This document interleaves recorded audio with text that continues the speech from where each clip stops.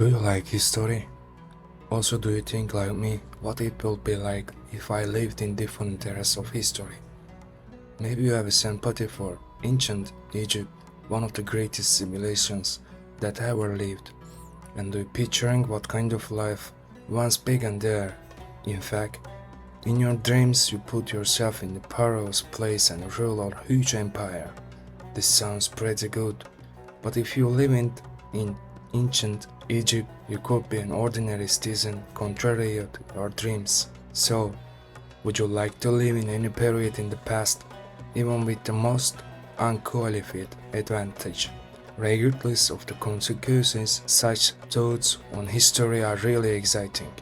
And as human beings, we wonder about the lives of our ancestors in those times. Then, let's take a look at ancient Egypt, one of greatest civilizations witnessed by humanity in this video.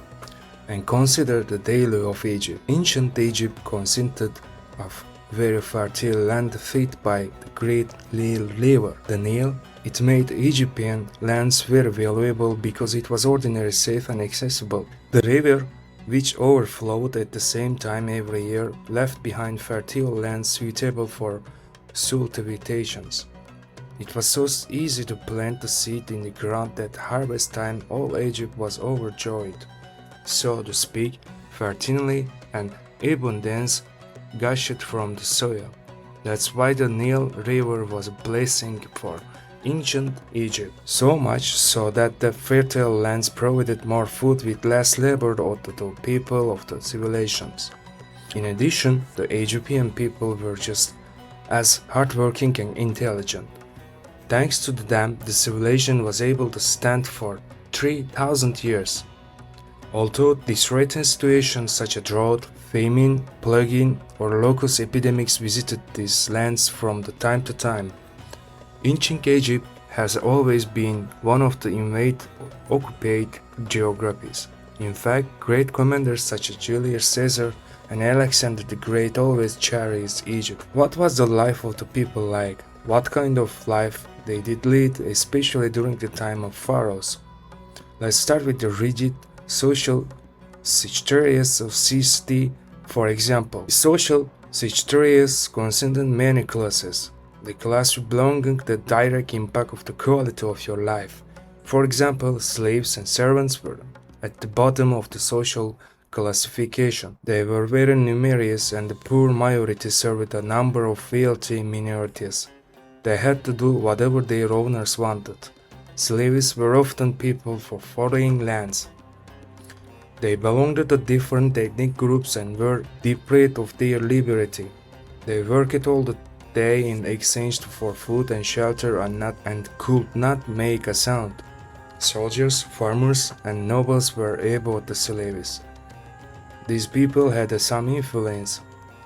In other words, they were people who were respected in the society, who produced for their state, fought, or made politics. Above them, of course, were the rules which has the speak of this class. These rulers of Egypt were also known as pharaohs. The pharaohs were owners of all the lands in Egypt. They were even those who were referred to as the god king. They could make laws and impose penalties according to their own province. They also collected the taxes from the people as they wished, and they could directly change the course of the country. For Egypt ruled of the pharaohs, it's a kind of place to call empire of fear, because where there is no democracy, the people can never feel safe, and he does whatever is asked for the fear of the being hungry of dying. On the other hand, the pharaohs were regarded as the symbol of the god Horus on earth and the son of the sun god Ra. In other words, the pharaoh was the intermediary between God and man. This belief was common in all sections of society. Belief was common in all sections of society because the religion was then at the center of the life in Egypt society. People had different beliefs like this.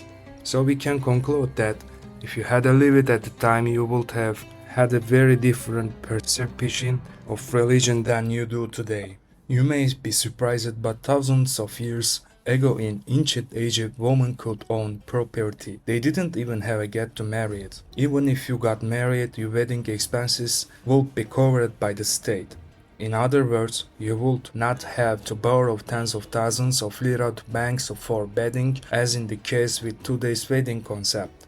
In addition, at that time, marriage was very important in order to not disturb the social and economic order, because the children to be born from marriage were of great importance for the development and protection of the country and exciting the current affairs. So we agree this, if you had lived in Egypt, you would probably have been married and had many children. You would raise your children in houses made of adobe. In addition, at that time, there were no commercial establishments under the name of private college like today. Your child would have equal education rights across the country. If he was smart, he could rise to the rank of the state and even become a servant of the pharaohs. In your house, you would have stone oven for making bread for food storage in case of sudden famine. You would usually consume bread with your meals. If you are lucky, you may have the opportunity to eat meat. The lands of Egypt were indeed most likely you would grow vegetables in the fields and you would have animals to feed. You would present a portion of the harvest from your field to government as tax. If you worked for a landowner, you probably wouldn't have to worry about getting fired. Because of the Egyptian knew very well that the fired person could steal or disturb the law. Because for this, firing the employees was the last thing they thought of.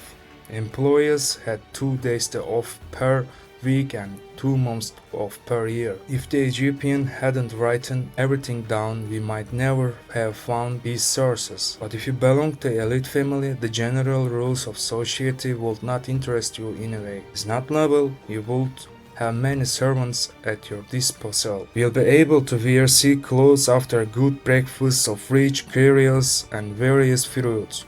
You will be able to reveal the power of your class with flashy jewelry. If you are into hunting, you can hunt wild birds into the courtyard of your mansion, or you might want to take a stroll around town instead. Of course, you wouldn't be walking around the city.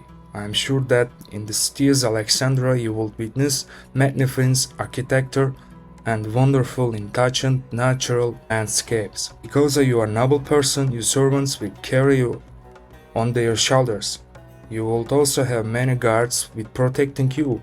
Perhaps if you had lived in that period, you would not have been part of the elite of farmers. You could be one of the hardworking workers. The pyramids, which are visited for touristic purposes today. The pyramids which they were built as tombs of pharaohs at that time, are among the oldest wonders of the world's made heaped stones. It is said that tens of thousands of the devoted workers worked during the concentration process. It is also thought that it took like exactly 30 years to build pyramid. It is said that the workers who worked in concentration were destroyed immediately after concentration on the grounds that they knew the secrets to pyramids.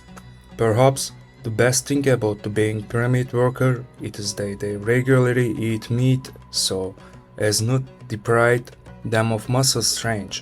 In summary, the overall quality of your life would have to do with what era of Egypt you came from and who you were. In this vast period of 3000 years, you could witness the riches or the unstable processes of Egypt.